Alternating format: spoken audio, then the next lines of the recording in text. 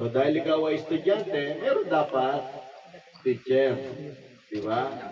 So hindi sapat na tinanggap natin si Jesus bilang Panginoon tagapagligtas. Kundi dapat tayo ang maging estudyante niya at siya maging tinatawag na guro natin. Ngayon, sa pagpapatuloy po natin ang pag-aaral nito, dapat nating malaman yung mga ilang katotohanan. Number one, tayo po lahat ay papuntang impyerno.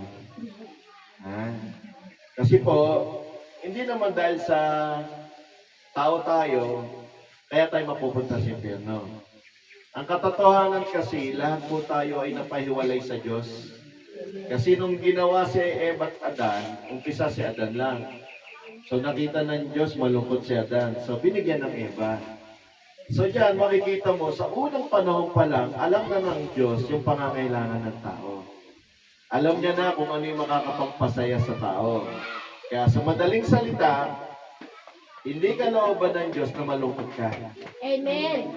Diba? O tingnan mo yung kasama mo. Talaga ito nakapula, talaga iba yung tingin sa akin. Kasusupal-pal ka pa naman. Binenervis ako. Kampi namin yan. Baka, kailangan makatulog ka ako, may konting lakas ang mga takbo. Halika na, bumpo ka na dito. Katakot pa rin kita maputin. Kakampi, oh. Very good. Kakampi tayo pa. Sige, ayan, kakampi. Ito nakapula, iba yung tingin eh. Talaga. Parang pinag-aaral ng Lebron, kaya Stephen Curry, no? Sabi niya daw pa, ano kaya ka daw kasi matanda ka na daw sa kanya. Oy. Oo, nasa edad. Yung balikan natin, ang Panginoon, hindi niya, kagustuhan ng malungkot. Minsan, ako po kasi, hindi ako pastor to. Dati ako pastor. Ngayon, naging impostor. Sumunod na magpastor talaga si Kuya.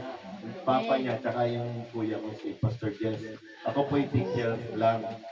Okay? Nung ako po yung nagpapastor, may isang tao na lumapit. May magulang. Naalala ko tayo, masaya-masaya ako, nakapunta ako dito. Doon kami sa Nueva Ecija. May isang magulang sabi niya, alam niyo po, kami po ay tinawag ng Diyos na maging mahirap. Tignan mo katabi mo, itinawag ka ba ng Diyos na maging mahirap? Sabi niya, hindi po. Sabi ko, hindi po totoo yan. Hindi ho. Kasi sa mundong ito may mayaman at may mahirap. At kami tinakda na maging mahirap. Sabi ko, hindi. Kasi, ang gusto ng Diyos, maging maganda buhay natin. Kaya nga siya dumating. Kaya itong discipleship, dapat maintindihan natin na lahat tayo, unang-una, papunta ng impyerno. Dahil nawala, nagkasala sa iba, naputol yung relasyon natin. Okay? Naputol yung... Hello? Hello, Michael. Ayan. Naputol yung relasyon natin sa Diyos. Yun ang dahilan, kaya tayo mapupuntang impyerno. Dahil doon sa dahilan na yun, nararanasan natin ang kalungkutan, ang karamdaman. Pero, hindi tayo tinawag ng Diyos para magkaganon. O talaga mamamatay tayo, wala na tayong choice. Tumanda ka man, umaba man ang buhay mo, mamamatay ka pa rin. Doon ka pa rin pupunta. Kaya yun ang maganda sa Kristiyano eh. Diba? Kaya po kapag balikan natin kagabi pala, kwentuhan, tatakot kami, yung kala na mabubuhay pa kami. Ako naman ito eh. Ang saya-saya. Hindi mo tumatalbog yung puwet mong gano'n. Bawal na gano'n. Di ba ang saya? Minsan nauuna ka pa sa driver. Nakikita mo yung, kasi nga tumalbog eh, di ba? Yung puwet mo, tapos yung driver, di ba ang saya? Di ba? Di ba? Gano'n. Asang galing mo dapat talaga, hindi ka dapat maging driver ng habalaban, dapat stuntman ka. Jimmy. So, ang ganda. Alam mo yung alam mo yung usapan, gano'n. Kasi dumating ang punto na ang kamatayan kinakatakutan. Okay? Sige, huwag na. Pasyon na to. Ito. Pasyon na, yan. Yung kamatayan kinakatakutan. Pero alam ninyo, dito sa discipleship, dapat maintindihan natin yung pinaka-direction natin. Unang-una, binigyan tayo, ito, babasahin ko po ito ha. Yun. Ito na yung unang at huling gamit ko ng antipara muna dito. Ayan. Pampabata. Para hindi na ano. Ito, ang sabi po dito sa Biblia, dito sa Efeso 2:8, sapagkat sa biyaya kayo'y nangaligtas sa pamamagitan ng pananampalataya. At ito hindi galing sa inyo, ito'y kaloob ng Diyos. O yung English, sabing ganon, for it is by grace you have been saved through faith. And it is not from yourselves, it is the gift of God. Alam ninyo, yung kaligtasan natin, isang gift. Ano ba yung gift? Tulad mamaya, may bibigay na gift si Pastor Weiwei, yung Church ng God of Tabernacle. Pinaghirapan niya ba yung pamimigay? O, binigyan tayo ng jersey, di ba? Pinaghirapan ba natin yun? Hindi. Yun ay gift. Magiging gift yan kapag yan ay tinanggap mo. Kapag yan ay hindi mo tinanggap, hindi yan gift. Yan ay bagay. Meron tayong tinatawag sa batas, no? Yung tinatawag na donasyon. Kung bibigyan mo ng mababang kahulugan, yun ay gift. Alam mo ba sa batas, halimbawa bibigyan kita ng house and lot. Diba? House and lot. Binigay ko sa'yo. Ito, pakinggan niyo po ito, ha. Ito naman, medyo lumalim tayo, batas. Binibigay sa'yo. Nakismile ka lang. Okay. Tapos paglipas ng ibang panahon, inaangkin mo na. Nagdemanda ka. Sigurado talo ka. Hindi, binigay po sa akin Tama. Ang tanong, tinanggap mo ba? Hindi mo tinanggap Kaya pati sa batas, yung donasyon, alam mo, effective ang donasyon kapag may nagkakasiyahan. Yung pagbibigay ng donasyon, hindi nagkakalungkutan. Kasiyahan. Kapag yan, binigay ang donasyon dahil may isang okasyon na masaya at tinanggap mo, sa'yo na yun. Ang kaligtasan, ganun din. Namatay si Jesus, nakakalungkot, pero nung nabuhay muli, libo-libong anghel ang natuwa. At ibinibigay niya yung kaligtasan na yun. Nasa iyan kung kukunin mo, hindi. Sabi mo, naniniwala ka ba sa Diyos? Tinanggap mo ba siya? Oh. Sure? Promise? Kaya yung sinasabing gano'n, yung tinatawag na kailangan maging disipulo tayo, okay?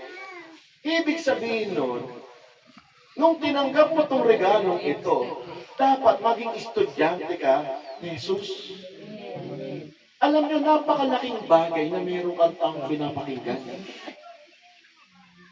Alam niyo po ba, nung bata ako, nung babalikan ko yung iba yung bata kasi ngayon Nung bata ako, napag-alaman ko ngayon sa pagtanda ko at nung dumami yung karunungan ko, ito palang mga kuya ko, inapuso pala ako.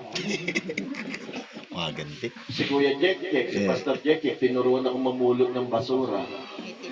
Kaya alam mo yung basura minsan may F's na May nakapatong na may na coins. Kinuha ko pa Mao.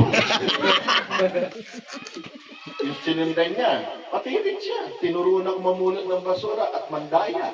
Magbebenta ko daw yung dyaryo kay Kuya Rene. Basahin daw yung bandang gitna para bumigat. Kay Kuya Jack naman, napahamak ako, nakinig ako sa kanya. Yung tanso, lagyan mo ng solid na bato. Tapos balutan mo yung tanso. Hindi naman ako marunong magbalot ng ano. Nagalit yung check ko. Ikaw, loko ka, bata ka. Ikaw, loko-loko mo, Bakit ka, Nabatukan tuloy ako. Si Kuya Art. Tinuruan ako, malupit ang Ito kasi idol namin si Kuya Art. Tinuruan ako na yung magnegosyo. Yung toroto to. Garantisado, aprobado. Toroto, tapos gabi na, dami pang tindang toroto. Bata pa ako noon, wala pa akong 18. Tapos noon, wala pa ako, alam ko noon, third year high school ako Tinuruan ako magtinda. Alam niyo ba yung layo ng dito, na hindi daraan ng bundok, di ba? Sabi mo, 3 ng 4 na oras. Hanggang dun sa Jensen. Ganong kalayo, tinuro na lugar sa akin ng kuya. Magtinda ng bag. Ang sabi niya sa akin, huwag kang papayag huliin ng pulis. Kasi, pag hinuli ka, sabi mo, hindi ka pwedeng huliin dahil naglalakad ka, wala kang pwesto. 2 araw niya lang ako tinuruan magtinda at magpunta doon. Ako na mag-isa pumunta. Alam niyo po, nagtitinda ako, hinuli ako ng pula. Ang daming bag na kinuha. Sabi ko, hindi niyo po ako pwede huliin. Kasi ang kuya ko magaling yun. Kailan po naman. Kasi sabi niya, ba't di kita pinulin? Eh, takot ako sa sigaw. Ba't di kita pinulin? Kasi yung mga nagtitinda ng paputok, hinuli. Umiiyak ka lang. Ako hinuli rin. Kasi nga rin, kuya, madali. Matalinig sa UST yun. Hindi mo ako pinulin. Kasi naglalakad ako, wala akong pwesto. Ngayon ko napagtanto, ngayon ko napag-alaman. Yung pulis pala, pinagtripan ako, kinuha yung 3. Sabi ko, balik ko yan. Pagkano to? 35 pero 3 isang daan. Ngayon natutuwa ako kasi yun pala ay natawa yung pulis, ngayon ko lang napagtanto. Ano ibig ko sabihin? Nung bata ako, sunod ako ng sunod sa mga ito. Kahit kung pairalin natin yung batas ngayon, child abuse yun eh. Child abuse na yun, pwede silang makulong. Pero dahil naniwala ako sa kanila, sabi ko kasi sa puso't isipan ko, kuya ko to, mahal ako ng mga to. Si kuya ka, tinuruan ako makipagsuntukan, pag di mo kaya yung lalaki, huwag kang lumapa, pag nakatalikod, paluin mo ng bote. Para merong ribbon dito. Pag pumasok sa school, sikat ka. Kasabihin ko, sino naglagay ng ribbon? Si Roland. Ay, matatakot na yung mga tao sa'yo. O sa kanya ko natutunan. Magandang pangit, pero ang punto ko lang, may pinapakinggan ako. Meron ako yung kuya ko na yan, bata pa lang kami. Parang si Ma'am SP yan. Tatanong ako, 1 + 1, 2 + 2. Who discovered the Philippines? Who invented this? Talagang Bakit mo na sa napuwersa ka mag-aaral. O tapos, tingnan nyo naman ngayon, ano nangyari sa buhay ko? Kung ano pagkatao ko ngayon, bunga ng mga malaking bagay sa pagkatao ko na yung bunga nun sa paniniwala ko sa mga kuya ko. So nakita nyo, napakahalaga maging disciple, maging estudyante. May sinabi nga doon sa isang matalinong tao, sabi niya, the first step to learn, ang unang hakbang para matuto, is to unlearn. Alisin ang lahat ng natutunan. Kasi pag tinuruan, alam mo, hindi, kabalo na ako. Hindi, ganito, hindi. Mayo na. Marunong na ako. Alam ko na. Wala ka talagang matututunan kasi marunong ka na eh. Pero subukan mo maalis yung karunungan mo. Lagi kang makikinig. Si Jesus, mayroon akong gustong mga bagay na ipakita sa inyo, no? Nakatotohanan. Unang-una, yung kaligtasan, Jesus lang. At ito yung regalo. Dapat tanggapin mo. Pag hindi mo tinanggap yan, problema mo malaki yan. Di ba? Paano mo tatanggapin? Eh, wala ka pagmamayabang eh. Di ba? Eh, bakit ko ito binibigyan ng emphasis? Kasi, may mga problema tayong mga Kristiyano minsan, mga sister, no? Itong lalo ng mga GOT, yung mga leaders. Minsan, dahil sa katagalan natin, nalimutan natin, tayo pala ay mga Saduceo at Pariseo. Magaling na tayong manita. Na para bang ang ating mga kabutihan ay kawang gawa natin, galing sa atin. Mali. Di ba kaya nga pag may nakita tayong makasalat, si ano, nagkasawa, may asawa na. Ay, si ganito. Ay, may nabuntis. Ay, si ganito. Nalimutan natin, excuse me, hindi ka tinawag ng Diyos, hindi mo tinanggap ang kaligtasan na yan para hatulan o sukatan ang iyong kapwa. Tinanggap mo ang regalong yan upang ipakita sa buong mundo, wala kang pag-iyayabang, kaya ka, give. At ang sabi, paano mo matatanggap tong gift? Faith. O itong mga binigyan ng mga jersey.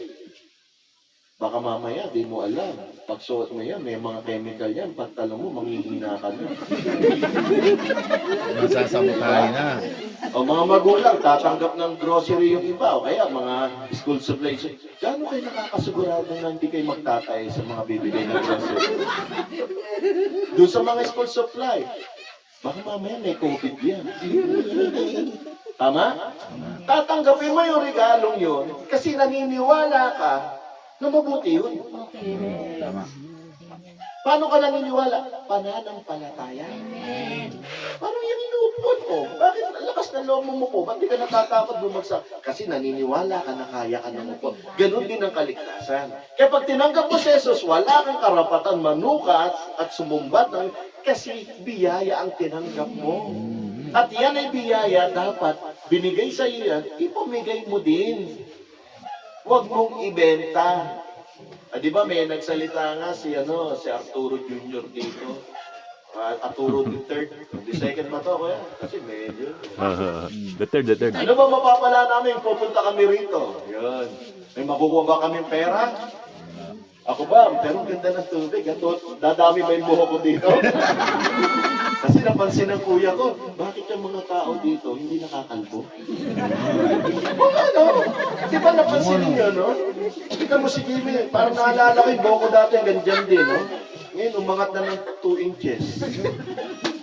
So, di ba naiintindihan nyo? Ano ba mapapala namin? Wala. Gastos. Pagod. Pero ba't pumunta? Kasi yung biyaya na yun, yung gift na yun, na binigay sa kanila, gusto ipasa sa inyo. Kasi nakakuha namin ng libre yun, bakit namin kayo pe-presyo na pwede naman, mamaya, pwede ka, ito 30. O ikaw, mukhang ngawain mo ko, 50 ka. O ikaw, magigib ka ng tubig. Tatlong timba, para maliligo ko. O. Ay, masama titig sa'yo. Hindi, maganda na yung titig. Libre na lang. Sinabi ko yung jersey, baka mamaya may gamot yan. Nakakalo pa. Nag-iba na yung pananaw niya. Sabi, hindi po, nananampalataya ako. Mabuti kayo. Kaya yun yung sinasabi ko. Yung regalo na yung binibigay.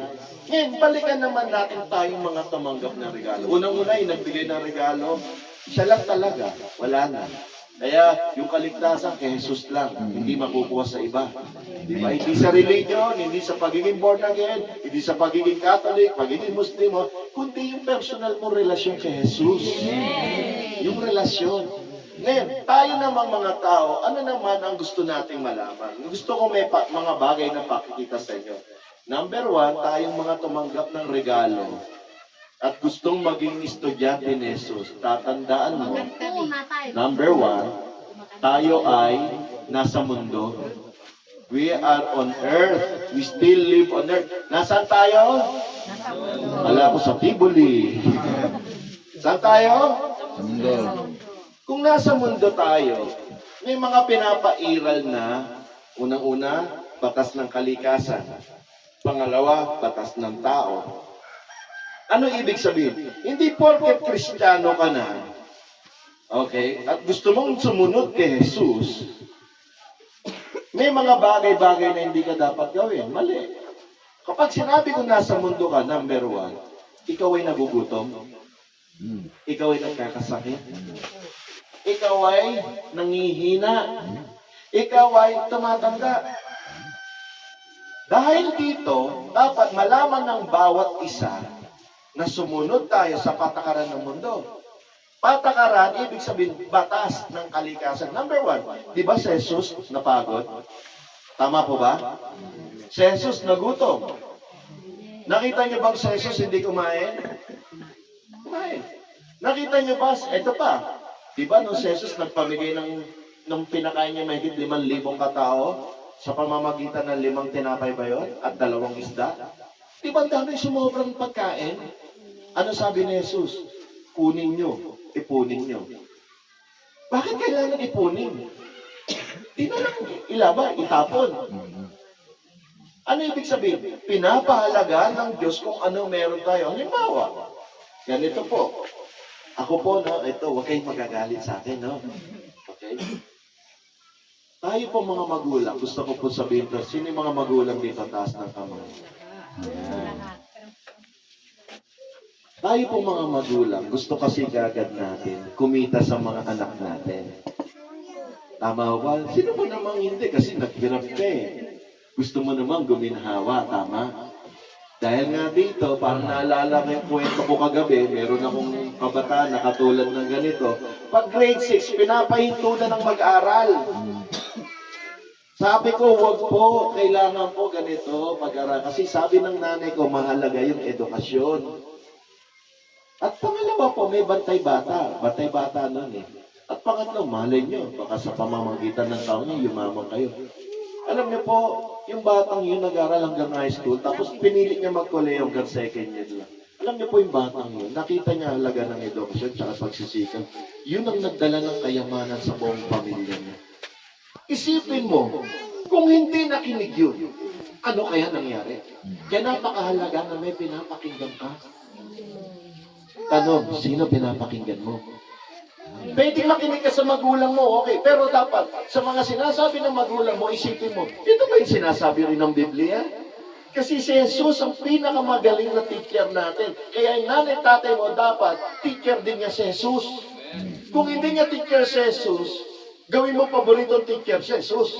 Sa kanya ka maniwala.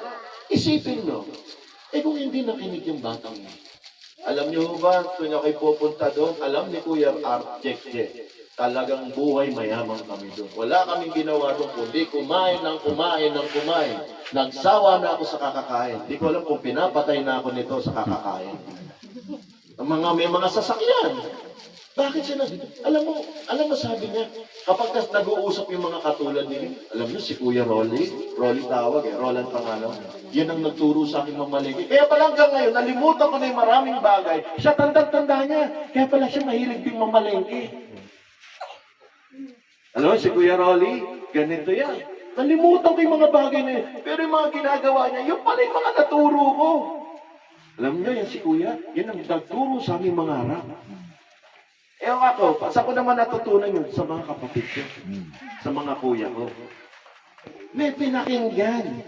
Diba? At yung dahil sa pakikinig niya, alam ko na sa mundo ka, mahirap ka pa rin, kaya dapat umayos ka.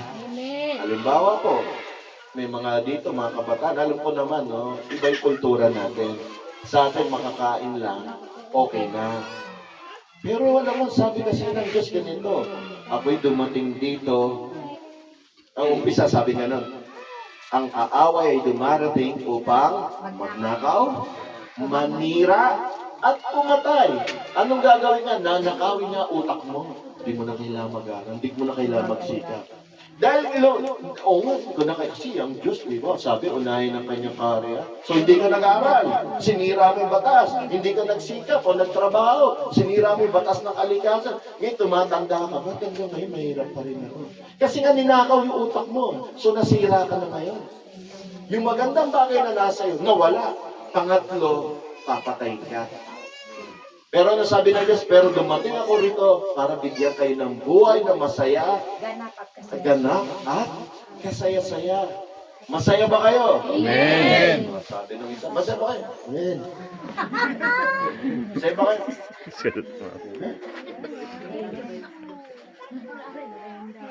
Kaya kapag kayo may tanong ay sa utak ninyo, dapat ba ganito buhay namin?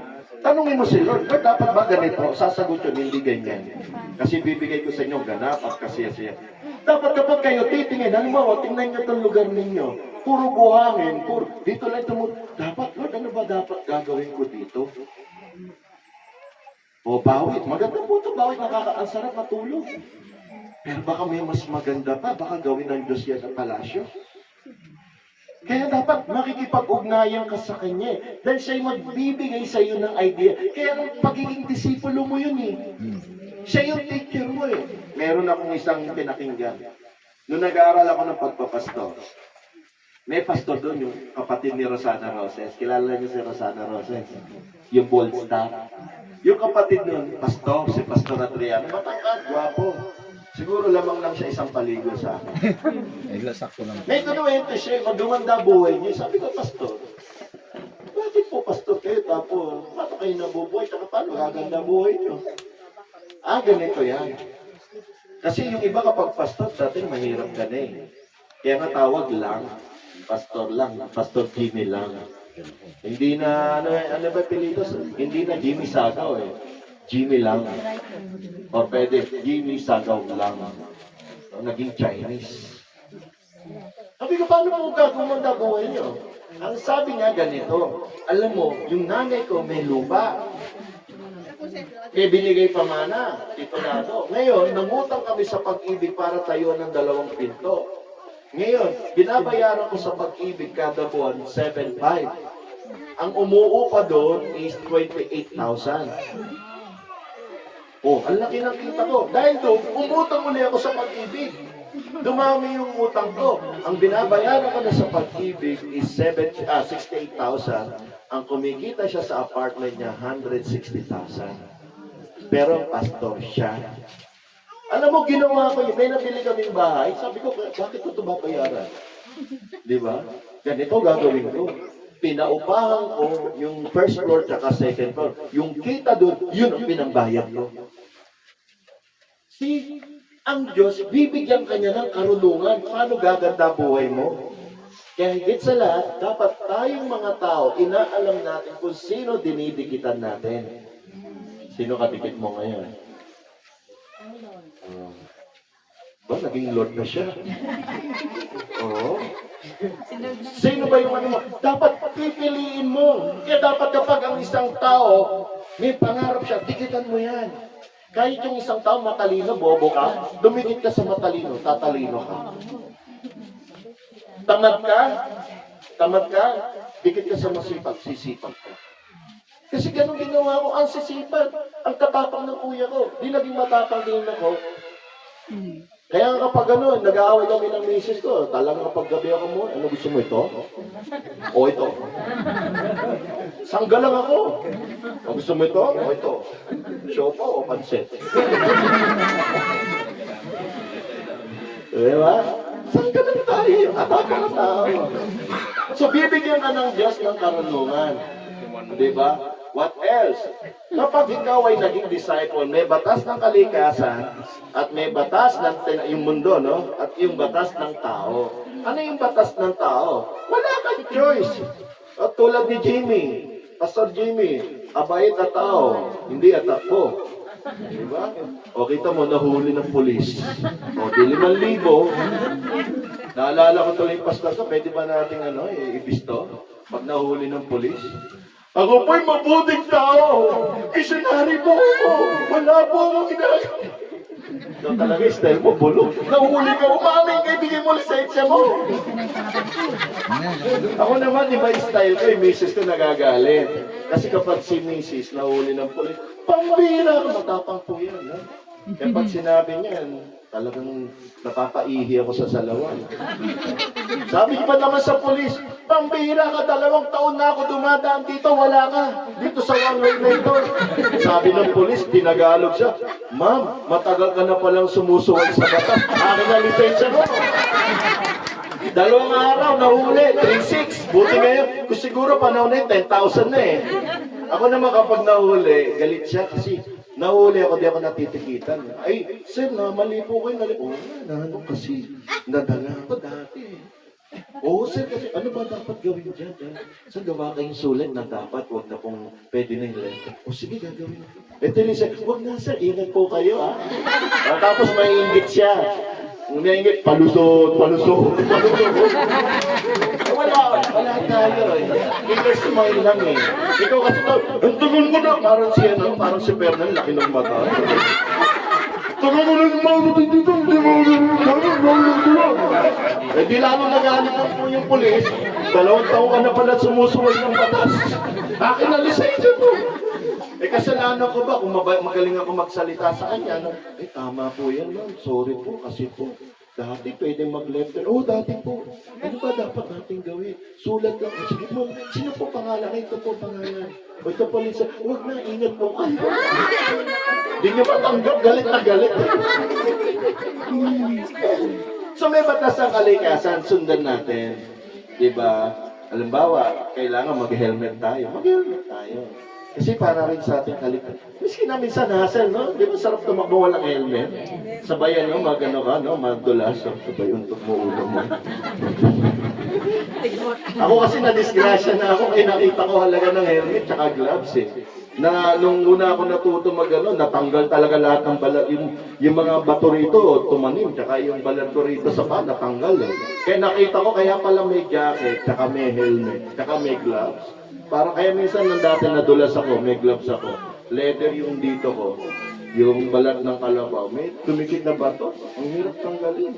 Ibig sabihin ko, mismo kamay ko pala yun, titilikakin. Kaya maganda, nakakapagod mag-ganon, pero tapos yun eh. Sundin natin.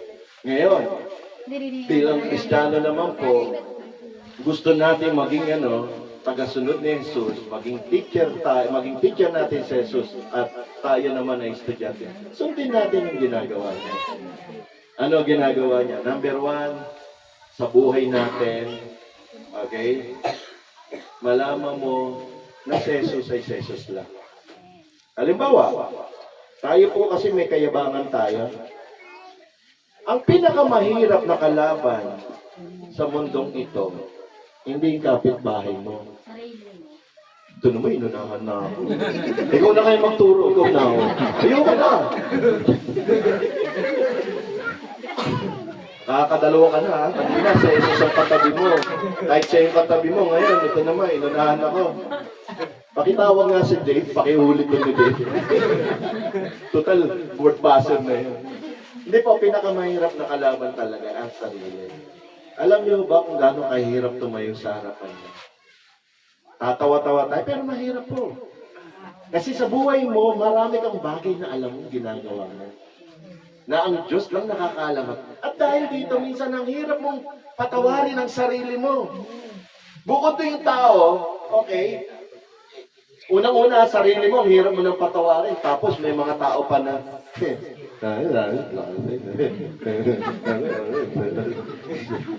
Bible pa.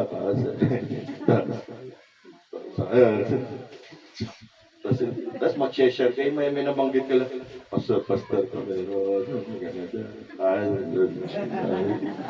hirap na hirap ka na nga tanggapin yung sarili mo. May mga tao, masakit mo minsan, Kristiyano pa. Pero alam niyo po, noong nag-50 ako, mukha lang ako 60-52 pa lang ako ngayon. Kaya meron ako sinulat Grace changes everything. Wala, sabi ko, pati sa misis ko, alam mo, nakakaya ginawa mo eh. Hindi ka ba marunong mahiya sa kapitbahay, sa mga... Sabi ko, hindi.